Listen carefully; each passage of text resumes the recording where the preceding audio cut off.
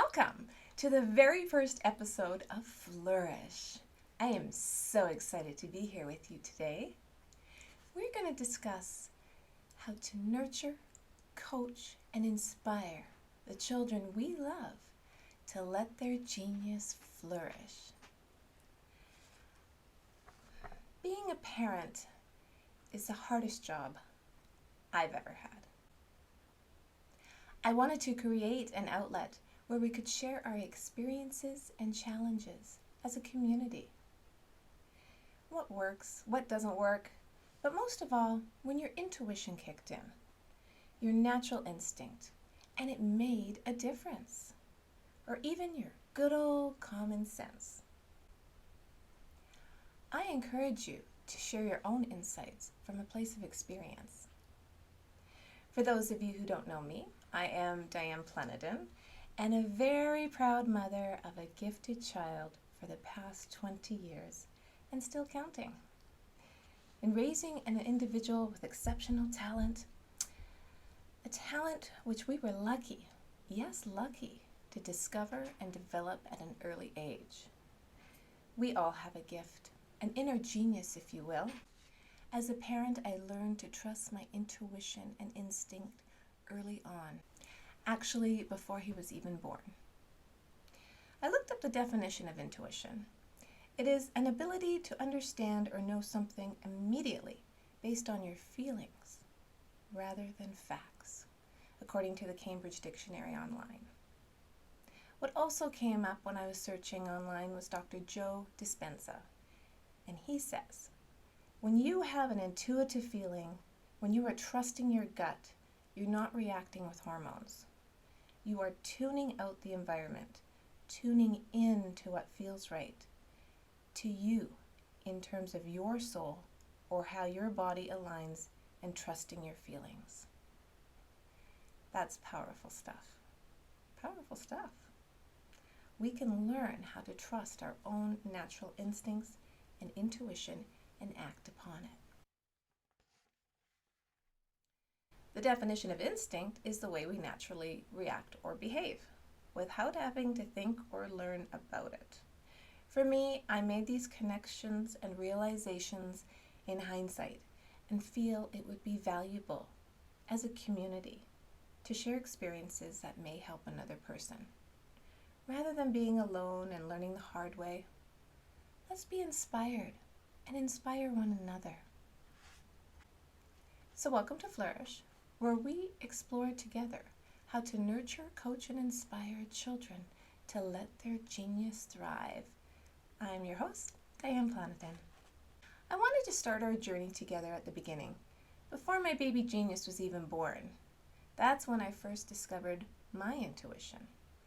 I had no idea that superpower was in me, in all of us, and we just have to listen. I was on an emotional roller coaster when I was pregnant. In fact, I'm going to say this out loud. I didn't like being pregnant. I didn't like crying in the grocery store. I didn't like running out of breath after one flight of stairs because I'd gained 70 pounds. Yikes. I didn't like complete strangers invading my space, coming up to me like we're from the same village and reaching out and touching my stomach. It was really weird. I really didn't like was the pressure. The pressure of making sure that my baby would survive in the womb. The pressure of not knowing that after growing another human from nothing but a fertilized egg for a whole 9 months, that everything would be okay. The pressure of how vulnerable me and my baby really were. The uncertainty would tug at me daily. If I can't even handle being a mother before my baby was even born, what was it going to be like when he arrived? I didn't want to get the room ready. I didn't want to jinx myself before birth. I didn't want a baby shower. I didn't want a baby anything. Did I mention the hormones? Yes, my hormones were raging, hence crying in the grocery store. What I did do was bid on a toy Mercedes-Benz car, a little push-pedal car. It was silver and shiny and new. So no crib, no clothing, no nothing, but I had to have this car. You want to talk about hormones. I didn't know if I was having a girl. I didn't know if I was having a boy. But what I did know is I had to have that car. Oh my goodness. It was running wild. Yeah, okay. So it was battle royale to see which mother would succeed. Which mother had made up her mind to win that shiny object. Which mother would realize you don't mess with a mama bear when she's pregnant and needs that car. That wasn't my intuition at work or my gut feeling, but that car does symbolize the state of my hormones during pregnancy. I paid dearly for that shiny object, and it went to a good cause, the Alberta Children's Hospital Foundation. And I still have it, along with the memories of not only obtaining the prize, but in the years to come, the laughter and excitement whenever Nicholas drove his car. So what is intuition? Have you ever just known something and didn't know why? That's intuition, or spider senses, I guess. When you don't ask enough questions, when you've never had a baby before, and trust the medical staff, well, that's just being naive. When I started having contractions on December 24th, Christmas Eve here in Canada, we went to the hospital after our usual family gathering and wanted to check things out.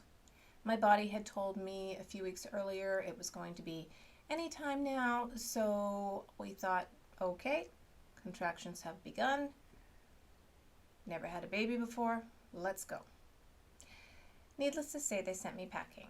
Apparently I hadn't dilated enough. So I'm like, okay, no problem. But my contractions seem really close together, in my opinion. No, you have to dilate more. Oh, okay. Besides, one of the staff members says to me, you just want the first Christmas baby. And I thought, really? Really? Was that really necessary? Enough on that matter. Fast forward the next morning. It was a bit of a nightmare. Yes, I'm going to say a nightmare. I hadn't slept all night. I was in such pain, and the contractions were so strong. And I think I was in the shower for about an hour until the hot water tank ran out, actually. So, depending on the size of the tank, I guess. We were actually hosting Christmas Day dinner at our house, and we're having family that afternoon. And standing was semi-comfortable. It was a little bit easier on me, so we proceeded to prepare the turkey and the stuffing and all the fixings, potatoes, you name it, we made it because we love to cook. And then I thought, what if I go into real labor during dinner? That would not be very good form to have a baby during a dinner party. But it would be entertaining. I thought, let's go to the hospital, check things out again. Quite a bit of time has gone by and I hadn't slept yet, so let's go. So the turkey's in the oven, everything's set up, ready to go. We just thought we'd pop into the hospital for a quick visit. Remember, I'm not very good at this pregnancy thing, and the only thing I remember learning in prenatal classes was breastfeeding, which is very important, but it doesn't help you when you need to deliver a baby, when you're in labor and you don't know anything else. This time, I explained to the staff, I had talked to my mother, and she said, we don't really dilate. I said, oh, interesting. I didn't know that about our family history. So I conveyed this with conviction, as my mother is always right. Apparently I hadn't dilated enough to warrant a call to the doctor. Back at home, I managed to keep busy preparing Christmas Day dinner, which may be a strange distraction, but again, standing was good. Somehow I managed to breathe and cook, breathe and set the table, breathe and eat, breathe and not scream. My baby was doing jumping jacks now, and it was intense. The rest of the evening was a blur as I just waited for the magical hot water tank to fill again, because I was not going back to the hospital only to be turned away. I was not crazy. I was having a baby.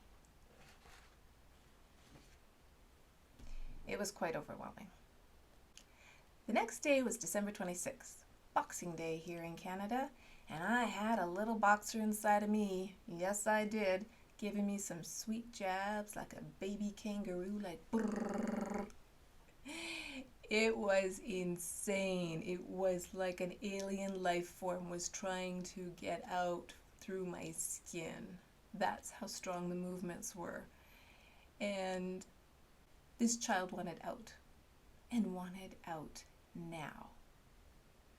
So off we went, hoping that third time's a charm.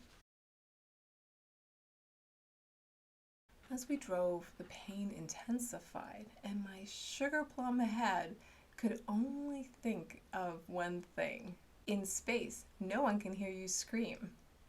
That's an actual quote, I think, from the Alien movie with Sigourney Weaver. Upon our arrival, the staff seemed quite bored with our perseverance, and they wanted to send me home again. Something about not dilating enough. Seriously, I have been in labor since Christmas Eve. I'm not going anywhere till I at least see a doctor. I need another opinion, please. Well, that didn't work. The doctor didn't believe me either. He said one thing. Yep, you're right. You should go home. You haven't dilated enough. He was pretty much done with me and my tomfoolery when, and I don't know where the next words came from, I said something to the effect that if he could please direct me to the nearest coat hanger, I would break my water myself. My spider senses were so overpowering, I just let it flow. I don't know everything I said verbatim, but I do know this was my intuition. This was my inner instincts being so strong that I was able to advocate not only for myself, but for my unborn child. This must have resonated with him in some way, as I was finally being taken seriously, and he agreed to break my water. Hallelujah, hallelujah, hallelujah. The angels were singing. It was fantastic. I was so excited. But what happened next was shocking. Absolutely shocking. It was now an emergency. When they broke my water, there was already meconium in there. And meconium is fetal poo. And meconium is not good if your baby swallows it, as they can have lung damage, brain damage, heart damage. I don't know. I'm not a medical doctor, but there could be extensive damage. So the doctor was very upset. He knew I'd been sent away a number of times. He, in fact, himself wanted to send me away. And for that, he was just beside himself. So I understood why they were in a panic. And after I walked down to the delivery room, yes, I walked. That's a funny sidebar. I don't even know why I walked, but I did. Baby monitor goes on, and everyone is taking me and my baby very seriously. So after that flurry of activity, I was happy to lay back, relax. I was so exhausted, but the contractions just kept me awake, wide awake. All right, how am I going to deliver this baby when I was so tired? How was I ever going to have the energy to deliver? When a nurse came in to check on me, I said to her, can I have just a little bit for the pain? Just a little bit? Like, is there something safe for the baby? And she says to me, well, it's about time you asked. I'm like, what? Apparently they're not allowed to suggest things. So another tidbit I did not learn in prenatal class. So the epidural goes in. It took 5 tries. That's how strong my contractions were. So big shout out to that anesthesiologist for her perseverance. Completely exhausted for being up for days. I literally pass out and don't wake up until the following morning with a blood-curdling scream. Oh my goodness, I really scared the staff. The nurse runs in and goes, what are you doing? Why didn't you push the button if you were in such pain? I'm like, button? What button? Magical button dispenses more drugs. Oh, well, I didn't know that either. So there you go. It appeared I was ready to deliver. So no more drugs and let's have this baby naturally. I think they were actually wishing I was in space right about then, because when you deliver a baby naturally, it kind of hurts. So yeah, you do let out a little bit of a scream. So that part went fast actually in comparison to the past 3.5 days of labor. So when my baby was delivered, he was immediately surrounded by like 5 or so pediatric specialists, and I was there. My husband's taking pictures of the baby, and I'm like, what's going on? Boy, girl, placenta, hello? The doctor comes back and says, it's a boy, and he's very well done.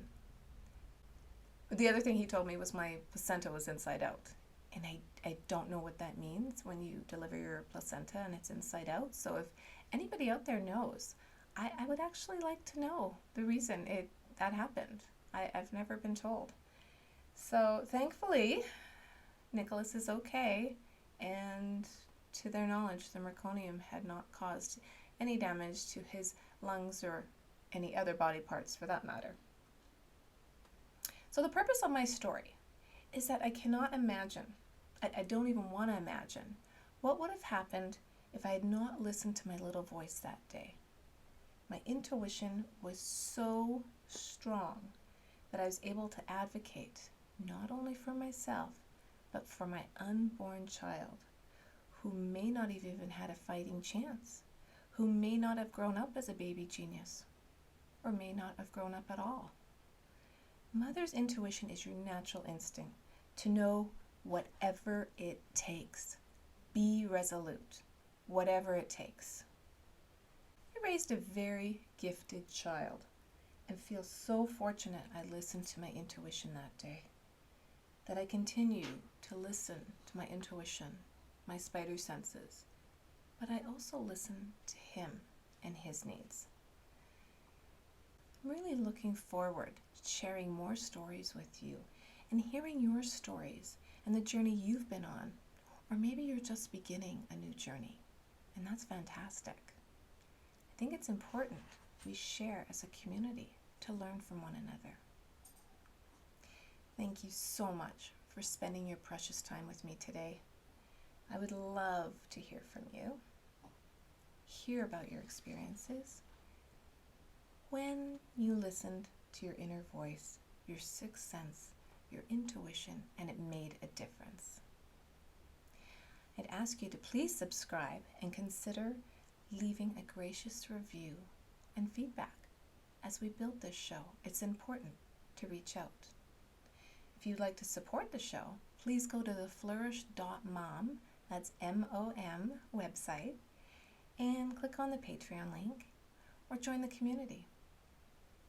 Together, we will reach a global community with a common interest in nurturing, coaching, and inspiring the children we love at any age to develop their genius and to let it flourish.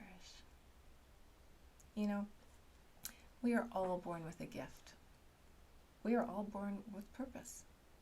Life's journey is to hone and develop that gift as purpose changes within. Thank you, Nicholas, my son, for the music composition for this show. And to never surrender, never give up. Live well, my friends. Thanks for listening. I'll see you next week.